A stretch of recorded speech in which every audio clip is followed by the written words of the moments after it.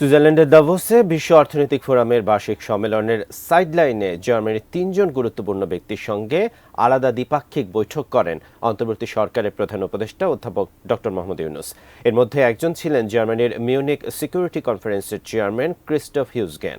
সেই কনফারেন্সের press accreditation কার্যালয়ের সামনে থেকে বিস্তারিত জানিয়েছেন আমাদের বিশেষ প্রতিনিধি আবুল কালাম আজাদ। ওয়ার্ল্ড ইকোনমিক কনফারেন্সের বার্ষিক সম্মেলনে সুইজারল্যান্ডের দাভোস শহরে যেটি বাংলাদেশের অন্তর্বর্তীকালীন সরকারের প্রধান উপদেষ্টা অধ্যাপক ডক্টর মোহাম্মদ ইউনুস তার সফরের প্রথম দিনই জার্মানির চ্যান্সেলর ওলাফ শুলজের সঙ্গে দ্বিপাক্ষিক একটি বৈঠক করেন সাইডলাইনে, এবং পরের দিনও তিনি তার কর্মসূচিটি শুরু করেছিলেন ফেডারেল জার্মানির মিনিস্টার ওলফ গ্যাংয়ের সঙ্গে সাইডলাইন বৈঠকের মধ্য দিয়ে। এবং সেদিন তিনি আরেকটি সাইডলাইন বৈঠক করেছিলেন আপনার মিউনিক সিকিউরিটি কনফারেন্সের যিনি চেয়ারম্যান ক্রিস্টোফ হিউজগেন তার সঙ্গে। এবং ক্রিস্টোফ হিউজগেন তাকে আগামী মাসের ফেব্রুয়ারিতে এই জার্মানির মিউনিকে, যেটি বরাবরের মতো এবারও অনুষ্ঠিত হচ্ছে 14 থেকে 16 ফেব্রুয়ারি, সে জায়গায় আমন্ত্রণ জানিয়েছেন অধ্যাপক ডক্টর মোহাম্মদ ইউনুসকে।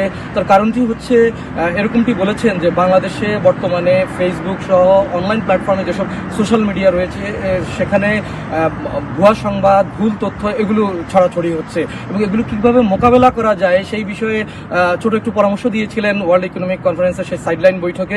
তিনি বলেছিলেন যে ইউরোপের অন্যান্য দেশগুলো বা যেসব দেশ এই অনলাইন প্ল্যাটফর্মের ভুল তথ্য বা ভুয়া তথ্য, ভুয়া সংবাদগুলোকে কিভাবে ঝুঁকি বা চ্যালেঞ্জগুলো মোকাবেলা করে সেই বিষয়ে আইন প্রণয়ন করে তারা এই বিষয়গুলোকে যাচাই বাছাই করে এবং প্রয়োজনীয় ব্যবস্থা নেয়। বাংলাদেশও এরকমটি করতে পারে কিনা তাদেরকে অনুকরণ করে, যে ভুয়া তথ্য বা ভুল সংবাদ যেগুলো রয়েছে সেগুলোর তথ্য যাচাই বাছাই করা এবং এগুলোর বিষয়ে প্রয়োজনীয় ব্যবস্থা নিতে পারে কিনা সেই বিষয়ে তিনি মিউনিক সিকিউরিটি কনফারেন্সের যিনি চেয়ারম্যান রয়েছেন তিনি বাংলাদেশ অন্তর্বর্তী সরকারের প্রধান উপদেষ্টা অধ্যাপক ডক্টর মোহাম্মদ ইউনুসকে এরকমটি পরামর্শ দিয়েছিলেন। এবং শিয়া বাটার ও ভিটামিন ই সমৃদ্ধ lily glam beauty soap, lily always beautiful.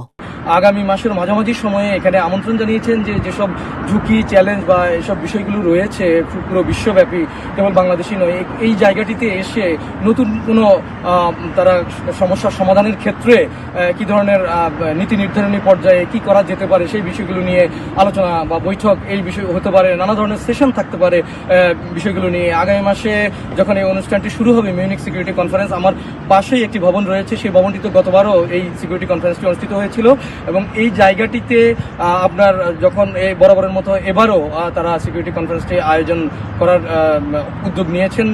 আর এই আয়োজনটি যখন শুরু হবে চেষ্টা করব যে আপনাদেরকে আগামী মাসের মাঝামাঝি সময়ে আবারও মিউনিক সিকিউরিটি কনফারেন্সের বিস্তারিত তথ্য তুলে ধরবার জন্য।